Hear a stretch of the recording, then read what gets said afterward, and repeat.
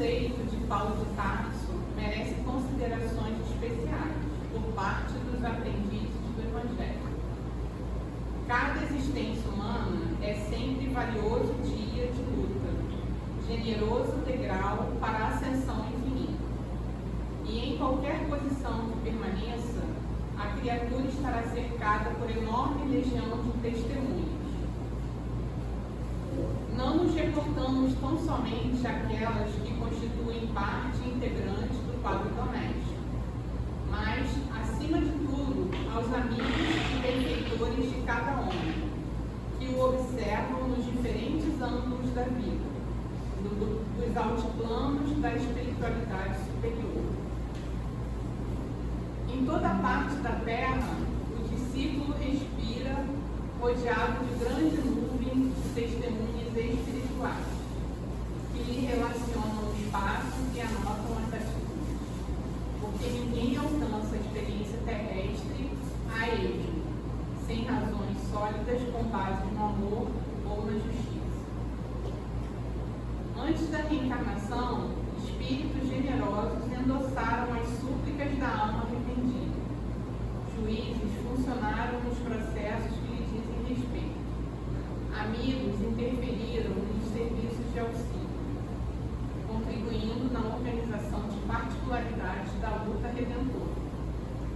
Esses irmãos e educadores passam a ser testemunhas permanentes do tutelado, enquanto perdura a nova tarefa, e lhe falam sem palavras nos refolhos da consciência. Filhos e pais, esposos e esposas, irmãos e parentes consanguíneos do mundo são protagonistas do drama evolutivo. Os observadores, em geral, permanecem no outro lado da vida. Faze, pois, o bem possível aos teus associados de luta no dia de hoje, e não te esqueça dos que te acompanham em espírito, cheios de preocupação e amor. Então, vamos elevar nossos pensamentos a Deus, nosso Pai, a Jesus, nosso Mestre, a São Francisco, patrono dessa casa.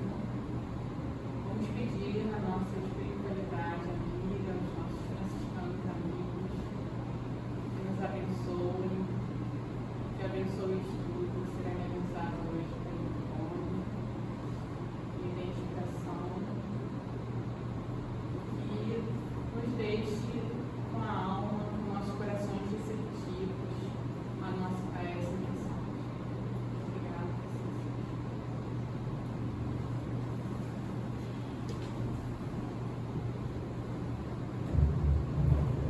Bom dia a todos. Bom dia. É uma honra estar aqui, é um desafio de falar sobre uma obra que todos nós conhecemos, ou achamos que conhecemos, porque muitas vezes a gente estuda as obras e não percebe o envolvimento para a preparação daquela obra.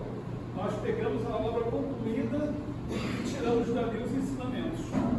Hoje nós vamos fazer uma reflexão exatamente, não apenas da obra O Evangelho segundo o Espiritismo, mas como ele foi formado pela espiritualidade e através de Kardec foi materializado como uma obra que nós temos hoje nas estantes. Todos nós temos aí certamente o Evangelho. Então, é isso que nós vamos ver hoje, porque aí começaremos a perceber a grandeza da obra da espiritualidade nesse movimento da criação desse livro. Eu acho que isso é importante porque exatamente isso. A gente pega o livro pronto, a obra pronta, mas como é que ela foi feita? Como é que ela surgiu? E aí a gente vê a grandiosidade do trabalho de Kardec, o movimento espiritual em torno de Kardec. Então, a ideia basicamente é essa.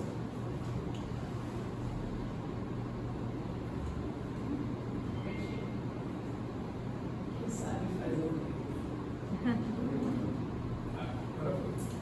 Bom, o lançamento do Evangelho segundo o Espiritismo foi em 15 de abril de 1864, na livraria Dentu, localizada no Palais Royal. Então, nesse dia, eles lançaram o Evangelho segundo o Espiritismo.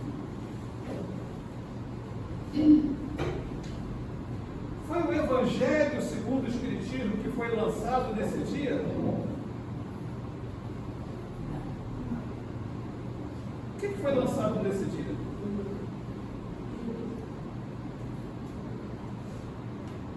Alguém sabe? Não vale bola.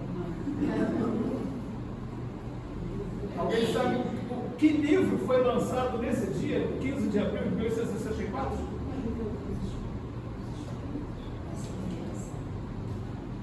O livro Imitação do Evangelho segundo o Espiritismo.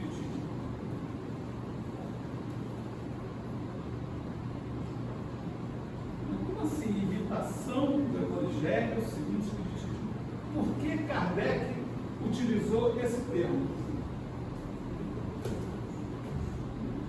Imitação não tem o sentido de imitar, de fingir ser, mas sim de seguir o exemplo. Mas de onde surgiu essa expressão? Vamos então sair de 2024 e voltar lá em 1863, 64, que foi quando Kardec se movimentou com a espiritualidade para redigir essa obra. O livro, ele já tinha lançado, nesse momento, o Livro dos Espíritos, em 18 de abril de 1857. E também o Livro dos Médiuns, em 15 de janeiro de 1861. Então, ele já tinha dado o que são os Espíritos, como é que os Espíritos estão em torno de nós, e como é que nós nos comunicamos com os Espíritos, através do Livro dos Médiuns. E é interessante nós notarmos o seguinte: este momento na história, o homem estava começando a contestar uma série de fatores. Naquele momento, Kardec, o grande adversário de Kardec, era a Igreja Católica, que perseguia. Teve o auto de 1861, teve o auto de Barcelona, que queimou os livros de Kardec, etc. Então, qual era o livro que, vamos dizer assim, se baseava o catolicismo na época para fazer o seu dogma? A Imitação do Cristo, de Tomás Kempis, é um clássico da espiritualidade cristã, de 1420. Era um monge alemão, Tomás Kempis, que foi para os Países Baixos, foi para a atual Holanda, e ali ele se tornou padre e escreveu esse livro, Imitação do Cristo. Ele pegava exatamente o momento daquela época, a ideia daquela época, em 1400, em que a igreja era absoluta, e que estava num momento também muito grave, tinha passado por dores. Quando a gente vê hoje a bandeira da Holanda, a gente vê que tem 3 cruzes. Vocês sabem o que significa essas cruzes? Eram as pragas, era a morte, era a dor, o sofrimento que estava impregnado no conhecimento, no sentimento das pessoas. Então, essa imitação de Cristo, na verdade, é uma obra que traduz uma específica pedagogia religiosa sinalizada pelo caminho da vida interior. Então, eles tinham que olhar, eles estavam procurando naquele momento olhar para dentro de si e buscar as respostas dentro de si mesmos. Então, há que sublinhar a herança agostiniana desse movimento. Tomás Kempis era um padre agostiniano. Isso significa da congregação de Santo Agostinho. Qual é o espírito que orientou uma boa parte do trabalho do Evangelho segundo o Espiritismo? Coincidentemente. Por isso mesmo que Kardec ele vai utilizar o termo imitação de Cristo para iniciar aquele movimento, porque ele sentia a necessidade de colocar algo sobre Jesus, falar sobre Jesus, sobre a expressão espírita, não mais apenas sobre a expressão católica. Então, esses traços fundamentais estavam, entre os traços fundamentais, estava a purificação da alma e a exaltação das virtudes. Lembremos, como eu falei, um contexto histórico e cultural. Agora eu me atrapalhei aqui com as setinhas.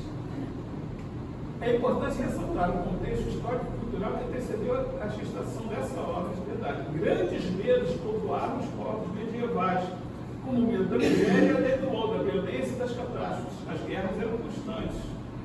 A peste negra, que dizimou entre junho e setembro de 1348, portanto, pouco tempo antes, 1/3 da população europeia. Imagine o que é morrer 1/3 da população europeia no tempo de 3 meses, de 6 meses, digamos. Foi o que aconteceu em 1348 com a peste chamada peste negra, na verdade a peste bubônica. Então as consequências sociais e psicológicas eram muito grandes, o povo estava sofrendo. Então esse livro chegou num momento em que trouxe um apoio, era uma tábua de salvação, por assim dizer, de esquece o que está em volta e olha para dentro de si. Então, também tinha tido a queda de Constantinopla, o cisma do Ocidente, em que a igreja ficou dividida entre 2 papas, vocês sabiam disso? Que a igreja ficou dividida entre Roma e Avignon. Durante 60 anos, aconteceu, 40 anos, ficou essa briga, até que em 1417 eles retomaram a normalidade. Então a própria Igreja Católica, que era a referência para todos, estava dividida, estava rachada. Então as pessoas viviam numa encruzilhada, numa insegurança imensa. Então a questão da morte dominava as consciências, a consciência da impotência da condição humana.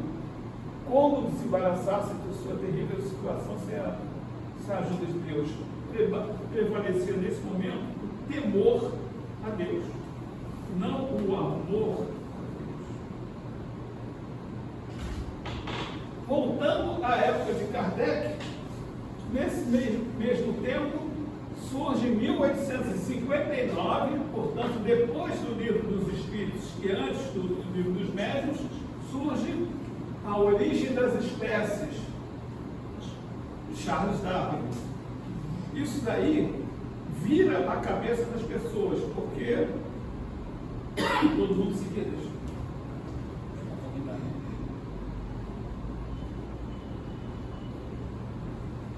Todo mundo seguia a Bíblia. E o que a Bíblia dizia? Adão e Eva, não sei o que, antes de Adão e Eva não tinha nada, não sei o que, Adão e Eva, 4.000, 6.000 anos antes de Cristo, não sei o que, sei lá. Aí o Charles Darwin disse assim, esquece, não é nada disso. Então, aquilo que as pessoas ainda acreditavam, desmonta. Deus, onde é que está Deus nessa história toda? Deus criou o mundo, não criou o mundo? Como é que foi isso daí? Então, é a base da biologia evolutiva, mas teve um efeito devastador na ideia religiosa da época.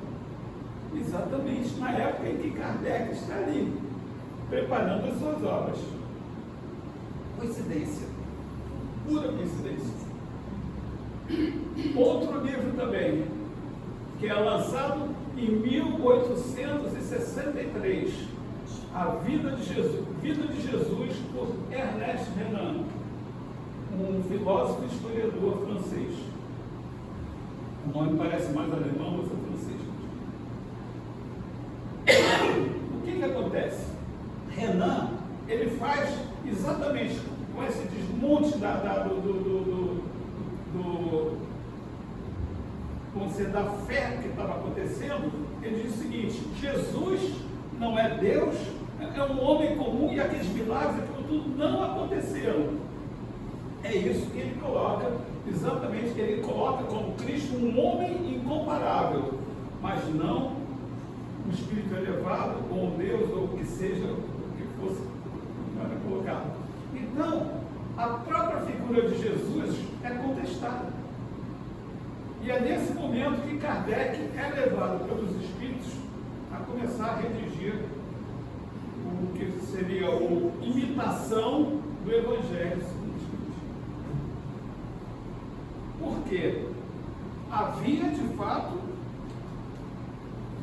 a necessidade de uma obra que analisasse os fatos da vida e os ensinos de Jesus.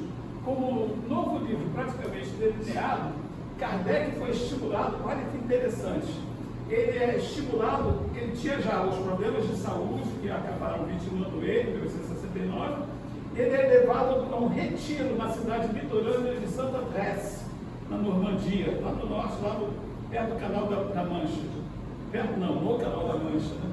Perto de Árvore. Até uma mensagem espiritual sobre a nova obra ele já tinha recebido, contendo orientação de encorajamento. Então, ele vai para essa cidade, e essa cidade, naquela época, era uma aldeiota. 4 anos depois, vai um pintor para lá, um tal de, não sei se vocês conhecem, Claude Monet, o que acabou fazendo o impressionismo. Aí ele pinta obras como essa daqui, que é exatamente em Santa Tresse. É um jardim em Santa Tresse e é o Canal da Mancha ali na frente. Então Kardec é levado para lá para montar essa obra. Então qual é o primeiro movimento que ele faz? Exatamente vamos dizer assim, da contestação daquilo que era mais frontal a ele. O que era naquele momento? A Igreja Católica e a tradição católica, que era fundada em cima da imitação de Cristo. Então, o que ele faz? Ele faz imitação do Evangelho segundo o Espiritismo. A primeira edição, então, vai sair exatamente com esse.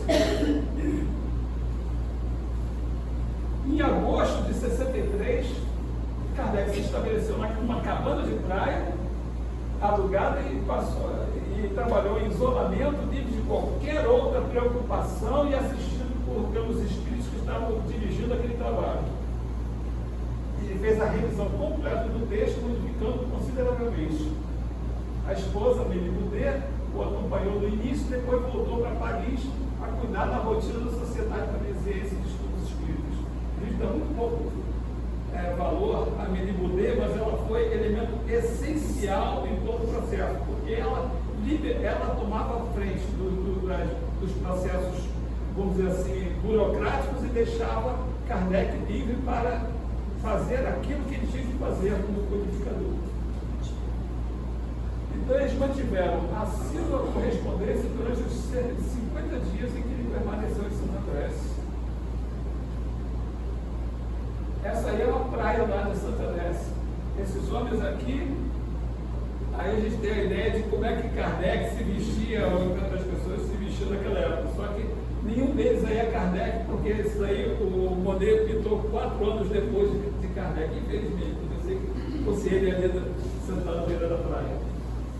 Mas é importante nós percebermos o movimento da espiritualidade levando Kardec para um local isolado para poder trabalhar. E ele aqui, inclusive, teve uma melhora da saúde dele muito grande, porque ele ficou num espaço saudável, que não era Paris, que era um espaço saudável, isolado e tranquilo, sem as cobranças do movimento espírita que já batia as costas. Se a gente tem trabalho numa casa espírita que é isso, imagina fazendo o movimento espírita todo do planeta. E aí ele lança exatamente o livro Imitação do Evangelho segundo o Espiritismo. O retiro de Kardec foi importante para a revisão detalhada da obra. Podemos notar a sensibilidade e os cuidados que seriam necessários para a análise dos ensinos de Jesus. Quando a gente olha os livros prontos, Kardec sentou lá no montou lá os textos, juntou as coisas e ele publicou. Não. Foram trabalhos de raciocínio, foram trabalhos de planejamento, de cuidado, de comparar as obras, comparar as mensagens, checar as mensagens, ver o que era necessário abordar, isso tudo acompanhado pelos espíritos e principalmente por aquele espírito chamado espírito de verdade. Nós vamos ver aqui na frente.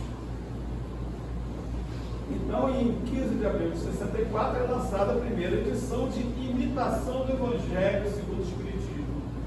E aí reparem, ele começa a perceber que certamente a espiritualidade o influencia, de que não mais a Igreja Católica seria o grande adversário, mas sim a descrença e a insegurança de toda a população perante os novos livros, a Origem das Espécies e a Vida de Cristo, que foram livros que tiveram um sucesso e um choque muito grande na sociedade. E aí o que acontece? Na segunda edição, ele mantém o mesmo conteúdo de textos, mas ele tira a palavra imitação dele. Ele lança, então, na segunda edição, com o mesmo conteúdo, ele lança o título Evangelho segundo o Espiritismo. Eu trouxe aqui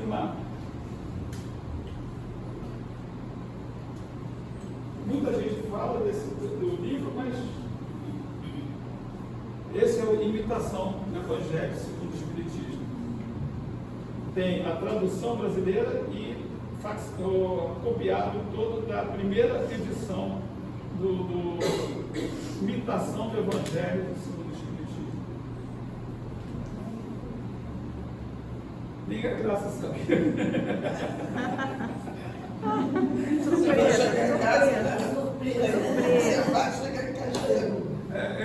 Chegou na quinta-feira agora, eu tinha encomendado e chegou agora quinta-feira, e realmente é exatamente toda a edição aqui em francês e aqui a tradução dessa primeira edição. E é interessante o seguinte. Já chegou escondido. É levinho. Cultura é sempre leve. A gente faz musculação com isso, mas é o que eu digo. Espírita, biblioteca de espírita ocupa a casa toda e mais a vizinhança, se bobear. A gente quebra a parede, dá licença que eu vou entrar aqui com os meus livros, mais ou menos por aí, porque é impressionante. Então nós vemos, como Kardec fala, e a gente não percebe a profundidade dessas palavras, que a doutrina espírita é progressista, ela evolui. Ele próprio evoluiu da primeira para a segunda edição, ele já começou a perceber o foco principal e certamente orientado pela espiritualidade, ele começa a mudar o foco e da segunda para a terceira edição, a gente percebe que tem muitos mais, ele acrescenta novos capítulos e faz uma abordagem diferente. A terceira edição foi lançada em 1866. É a partir daí que realmente a gente tem o Evangelho segundo o Espiritismo da forma como nós conhecemos hoje. Com profundas alterações, desenvolvendo temas e acrescentando material que deu o formato que conhecemos hoje. Novos capítulos detalhavam assuntos que não tinham ficado suficientemente claros dentro da visão, do entendimento dele, dos espíritos, naquelas duas primeiras edições. Então, a coletânea de preces no final também foi concentrada e ampliada com novos temas das preces. atendendo o maior número de situações. E a gente percebe dentro dos capítulos, a gente percebe que ele dá mais destaque exatamente àquilo que precisava ser abordado, que é a grandeza de Jesus e a importância da verdade. Então, vários capítulos que ele coloca mostrando a importância de Jesus, o papel de Jesus perante a humanidade, perante o planeta, e mostrando a grandeza dele, contestando, de uma certa forma, principalmente Renan, que tinha dito que Jesus era um homem interessante, difícil de comparar, mas um homem comum que não fazia nada de excepcional. Quem dera a gente pudesse fazer o que Jesus faz, né? Então, Kardec aponta o Evangelho segundo o Espiritismo como uma abordagem lúcida e lógica, expressa e uma apresentação ordenada. Então, ele reorganiza o Evangelho e coloca de uma forma ordenada a sequência de ideias que ele aborda dentro daquilo que era a visão, vamos dizer assim, mais moral do conteúdo de Jesus, dos ensinamentos de Jesus, porque ele coloca a moral de Jesus é inatacável. A questão histórica a gente estava vendo que estava sendo contestada, porque tinha os milagres, não tinha os milagres, essas coisas, mas ali não, ele coloca de uma forma clara a mensagem moral e explica dentro da visão espírita aquilo que Jesus falou. Aí ele vai voltar depois, na Gênese, ele vai abordar os milagres e aquilo que Jesus fez de extraordinário no livro A Gênese. Mais adiante, porque já terá tido o efeito da repercussão do livro de Renan, já estava mais baixando a bola, e aí ele tem tempo de preparar, e a espiritualidade certamente o orienta, para fazer então a Gênese, colocando os milagres e as intervenções e explicando o que era. Que não eram milagres extraordinários, mas sim algo da natureza que todos nós temos capacidade de fazer. Como Jesus disse, sois deuses. Então, é uma obra que é maior que a própria capacidade de analisá-la, estando muito além de uma simples abordagem desapaixonada. Nós não podemos pegar o Evangelho segundo o Espiritismo e dar uma lidinha. Vamos abrir uma casa e vamos ver. Não.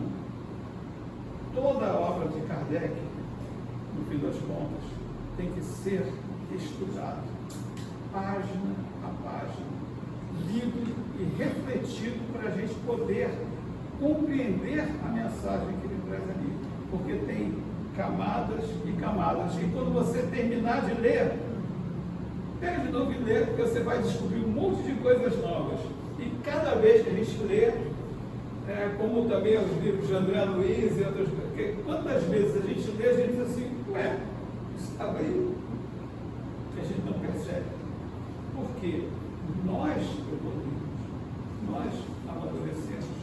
O nosso conhecimento, eu costumo dizer que o conhecimento espírita é um processo de sedimentação, camada por camada.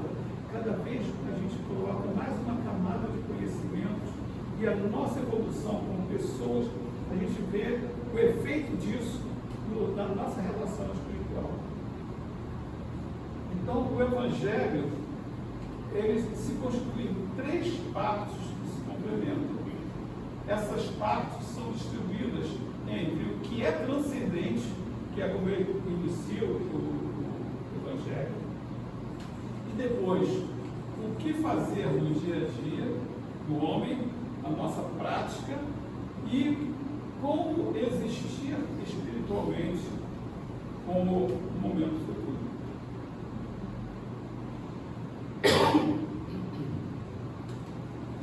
A primeira parte, que é relativa a nós, o nosso trabalho, a nossa visão, vai ver o seguinte, relativas às afirmações e definições da doutrina. Então, ele é constituída pela introdução, os capítulos de 1 a 6. Nela é apresentado um novo paradigma religioso oferecido à humanidade. Por quê? Os livros, a origem das espécies, tirava de Jesus, de Deus, a criação do universo, passava para a coisa da natureza. Só que a natureza é subordinada a Deus, como tudo mais. Então,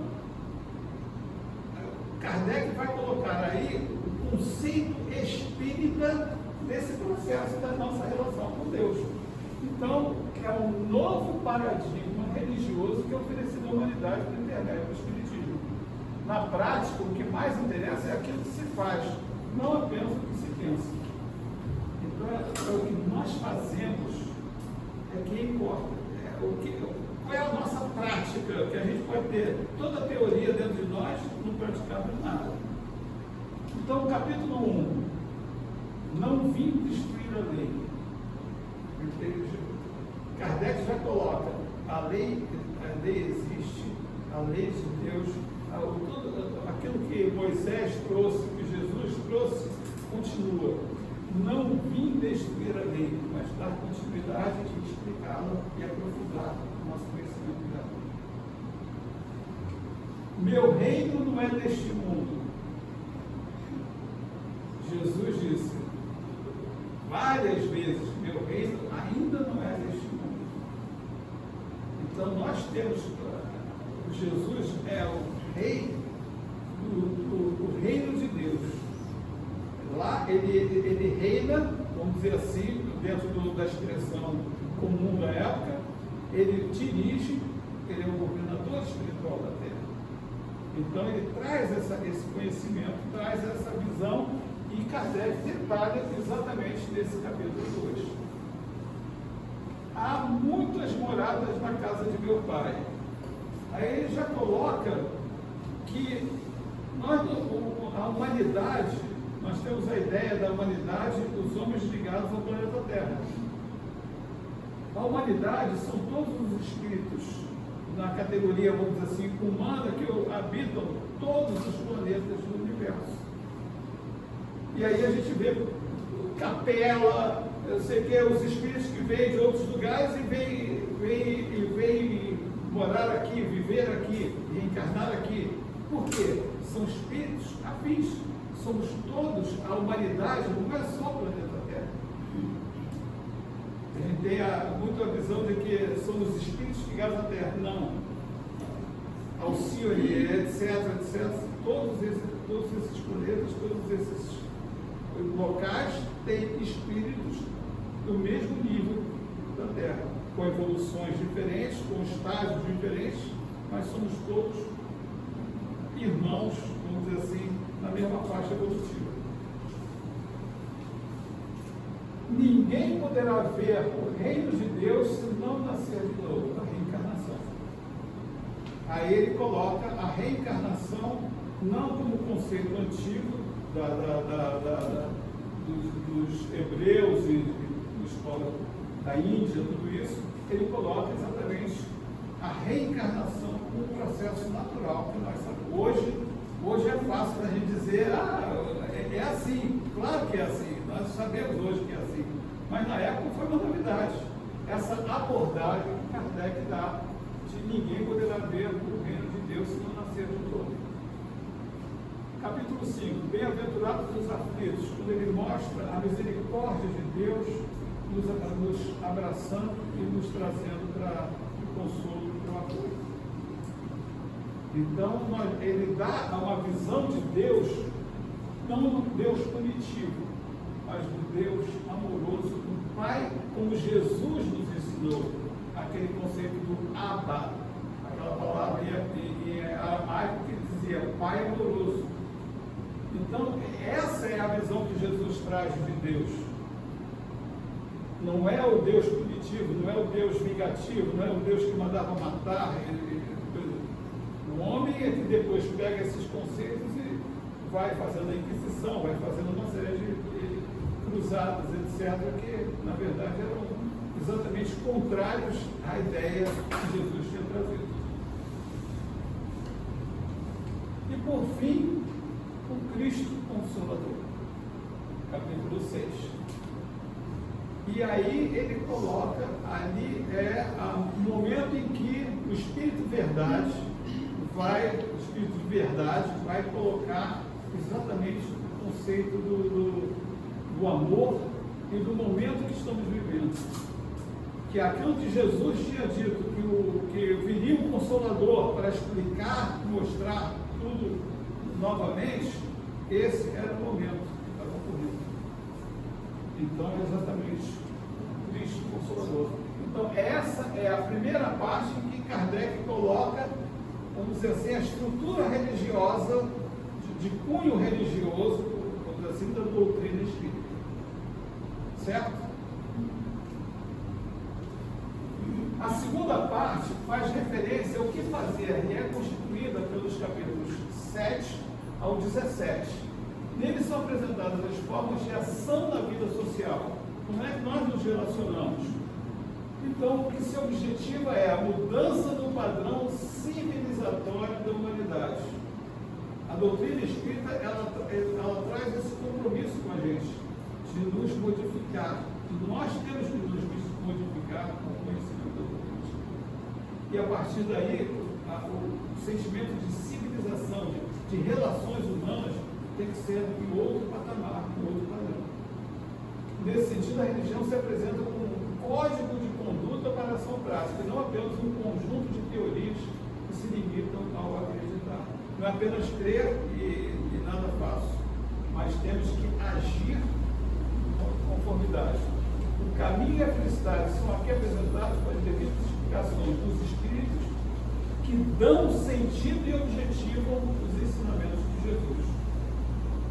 Então ele começa no capítulo 7, bem-aventurados os pobres de espírito, ele vai fazendo as bem-aventuranças e termina no capítulo 17 com uma recomendação mais do que clara: sede perfeitos, como perfeito é o vosso Pai Celestial. Tudo bem até aqui? Alguma pergunta, alguma coisa? Porque às vezes eu passo batida e fica alguma dúvida. Se quiser falar, pode falar. Perguntar, sem o menor problema.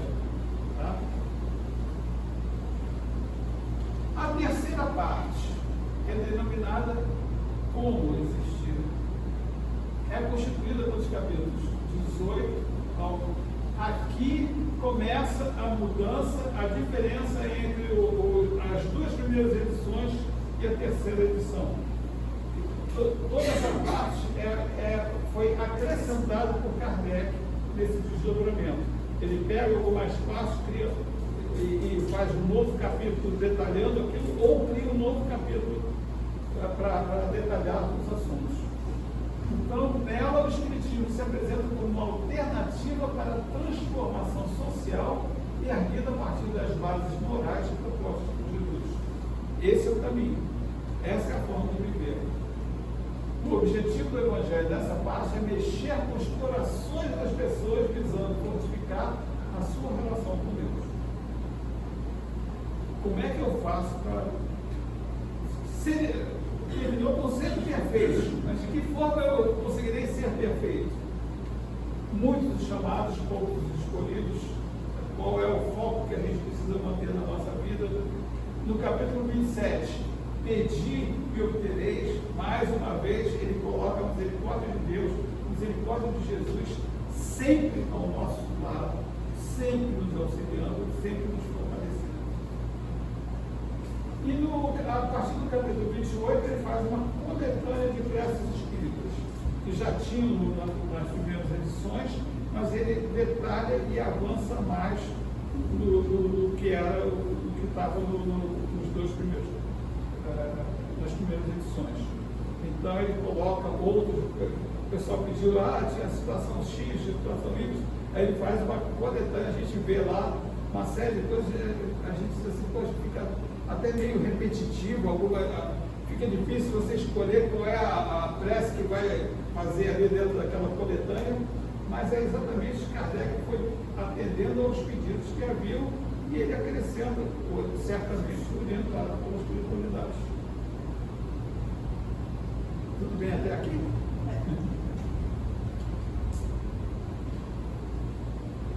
No capítulo 6, agora nós vamos dar a cereja do bolo. No capítulo 6 do Evangelho segundo o Espiritismo, vemos o advento ou surgimento do Espírito de Verdade. Quando o Espírito de Verdade, que orientava a purificação, se manifesta diretamente em mensagem recebida em 1860. Com um texto pleno de energia e amor, ele se apresenta para trazer a verdade e dissipar as trevas. São as palavras do próprio Espírito de Verdade. Adiante, pede para que creiamos. Olhe, preste atenção na recomendação do Espírito de Verdade. Que creiamos, amemos e meditemos pelas coisas que nos são reveladas. Então, ao tomar contato com a doutrina espírita, nós precisamos crer, amar e meditar. Nessa ordem. Sem misturar o joio com a boa semente, as utopias com as verdades. E nós vemos até hoje, nós resvalando entre interpretações e criações e transformações, deturpações do que é a doutrina espírita.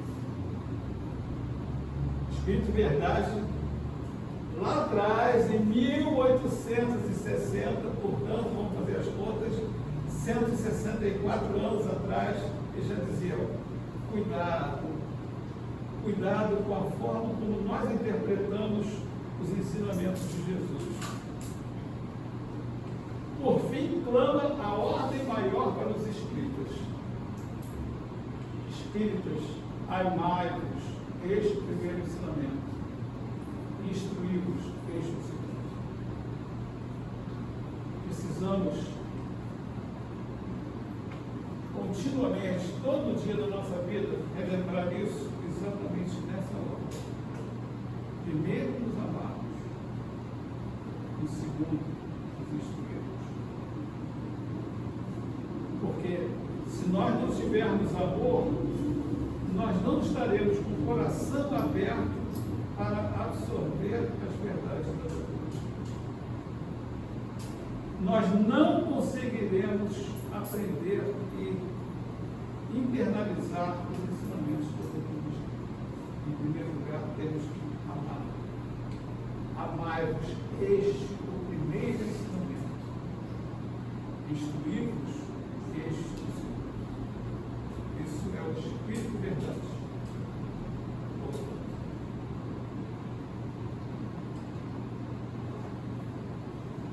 Em mensagem de 1861, na segunda mensagem, o Espírito de Verdade faz um pedido aos espíritos: vinde, pois, a mim, vós que sofreis e vos achais oprimidos. Olha a misericórdia desse Espírito.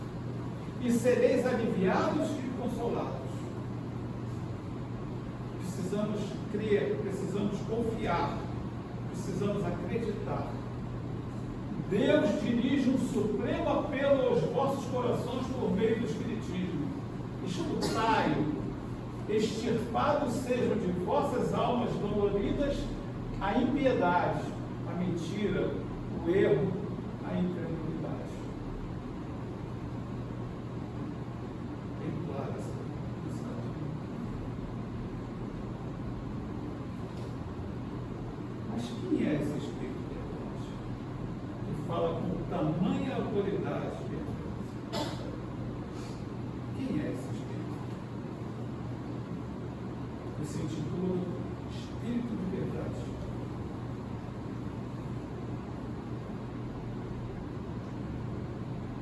Pausa dramática. Para nós pensarmos, meditarmos. Que Espírito é esse para falar com tamanha amor, com tamanha sabedoria para nos guiarmos nas nossas vidas, 160 anos depois.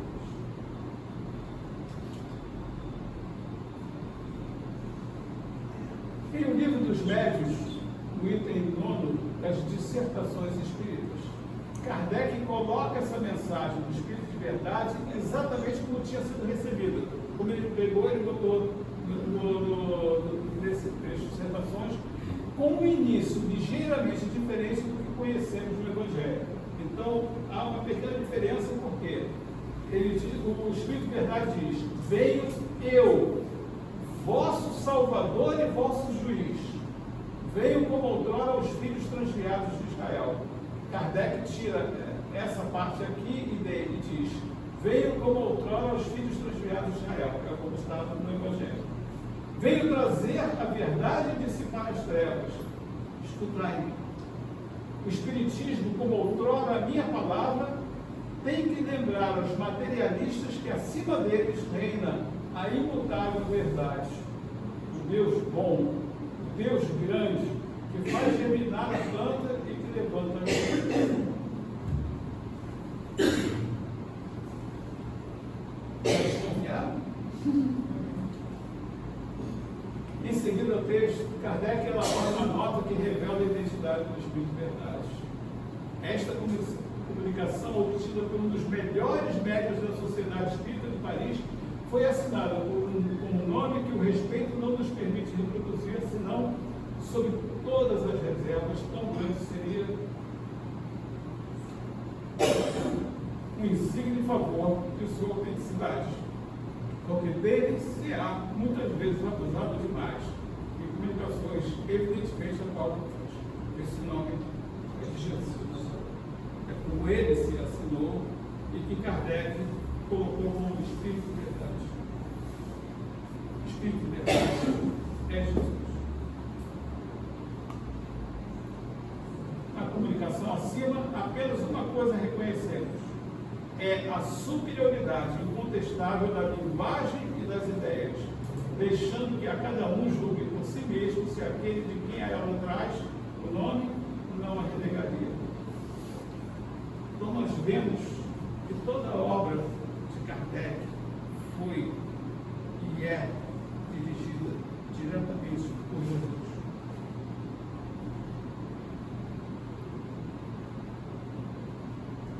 Hoje, o que nós vemos no Evangelho, livro dos Espíritos, livro dos Médios, céu e inferno, Gênesis, fora obras póstumas, que também é uma preciosidade, que eu acho que é o sexto livro básico, é a obras póstumas, é uma obra de Jesus. É conduzido por Jesus, através do trabalho extraordinário de Kardec.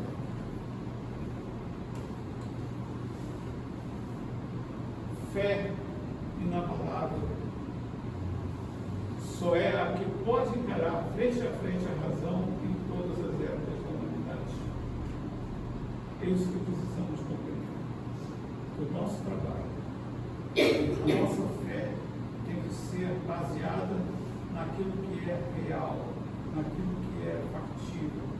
E a doutrina espírita nos mostra, passo a passo, a veracidade, a clareza, a atualidade que ela traz. Principalmente quando ela diz: se a ciência contestar alguma coisa, siga a ciência.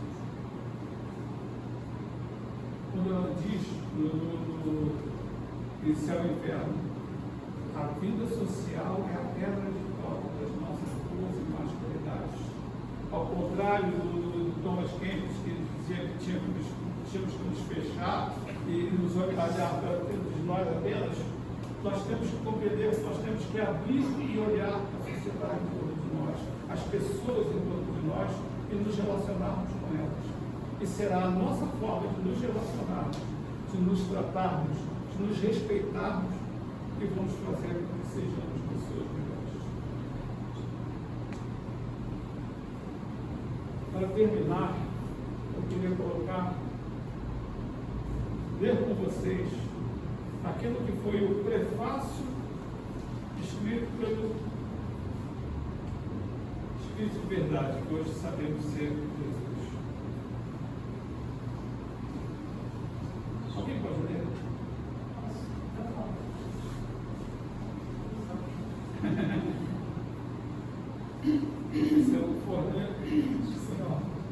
Se eu for ler, vai dar problema. Os Espíritos do Senhor, que são as virtudes dos céus, qual imenso exército que se movimenta ao receber as ordens do seu comando, espalham-se por toda a superfície da terra, e semelhantes a estrelas cadentes, vêm iluminar os caminhos e abrir os olhos aos cegos. Eu vos digo em verdade que são chegados os tempos em que todas as coisas hão de ser restabelecidas no seu verdadeiro sentido, para dissipar as trevas, confundir os orgulhosos e glorificar os justos. As grandes vozes do céu ressoam como sons de trombetas, e os cânticos dos anjos se lhes associam. Nós vos convidamos, a vós homens, para o divino concerto. Tomai a lira, fazei uníssonas vossas vozes, que um hino sagrado elas se estendam e repercutam em um extremo a outro do universo. Homens, irmãos a quem amamos, aqui estamos junto de vós. Amai-vos também uns aos outros e dizei do fundo do coração, fazendo as vontades do Pai que está no céu: Senhor, Senhor, e podereis entrar no reino dos céus. Espírito de verdade. Aqui está resumindo toda a doutrina espírita. O que fazermos? Como fazermos? Esse é o ensinamento do Evangelho do Espiritismo. Cabe a nós ler, meditar, estudar e praticar. Vemos agora a grandiosidade do movimento espiritual, do contexto espiritual que foi a criação dessa obra. Muito mais do que simplesmente um livro de prateleira, mas um conteúdo precioso de ensinamentos para a nossa vida, para todos nós.